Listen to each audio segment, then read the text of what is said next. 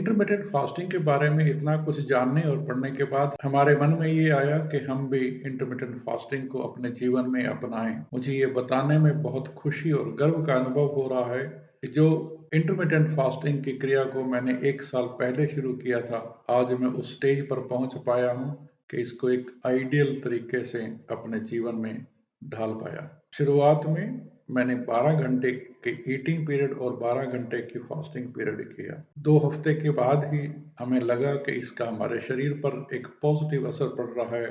हमारा वेट थोड़ा-सा कम होने लगा और शरीर में थोड़ी-सी स्फूर्ति आने लगी। लेकिन क्योंकि पुरानी आदतें धीरे-धीरे छूटती हैं, बहुत बार चीटिंग भी हो जाती थी कि हम सूर्यास्त के बाद भी खाना खा लेते थे, पार्टियों में ज़्यादा खा लेते थे। अगर मनपसंद का खाना आ गया तो एक्स्ट्रा खाना खा लेते थे। लेकिन मन में संकल्प था तो धीरे-धीरे ये चीज़ें अपने आप पीछे हटती गई। पूर्ण स्वरूप सूर्यास्त के बाद बिल्कुल खाना नहीं खाना, ऐसी अवस्था 1 मास के बाद आई। इंटरमिटेंट फास्टिंग से हमारे शरीर में हो रहे बदलाव से हम प्रोत्साहित हुए और हमने सोचा कि हम ईटिंग विंडो को थोड़ा और छोटा करके फास्टिंग विंडो को बढ़ा दें। लेकिन वो कार्य धीरे-धीरे करना शुरू किया। 1 हफ्ते में 1 घंटे का बदलाव, 12 घंटे से खाने का पीरियड 11 घंटे किया और फास्टिंग पीरियड 13 घंटे का हो गया। उसके 1 सप्ताह के बाद ईटिंग विंडो को 10 घंटे किया और फास्टिंग विंडो 14 घंटे।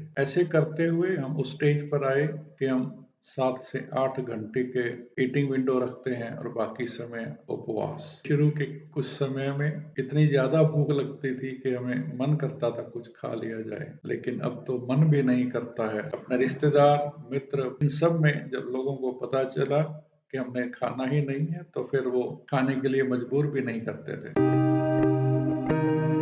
दूसरे चरण में हमने इसके साथ खाने की क्वालिटी और क्वांटिटी को कंट्रोल किया। खाने में ये सुनिश्चित किया कि हम सब्जियां और फल ज़्यादा खाएं, तली हुई चीज़ें और ज़्यादा मसाले वाली चीज़ें का परहेज शुरू किया। धीरे-धीरे क्वांटिटी को भी कम करने लगा। जब खाना खा के उठते थे तो यूँ लगता था कि अभी भी भूख है। जो 80% का रूल है, उसके हिसाब से कुछ भी एक्स्ट्रा नहीं खाना। 2 खानों के बीच में कोई स्नैक या कोई चलते-फिरते कोई चीज़ नहीं खाए। इसी दूसरे चरण में हमने ये भी सुनिश्चित करना शुरू किया कि जब हम ट्रैवल कर रहे हैं, उस समय पर भी हम ज़्यादा नहीं खाएँ।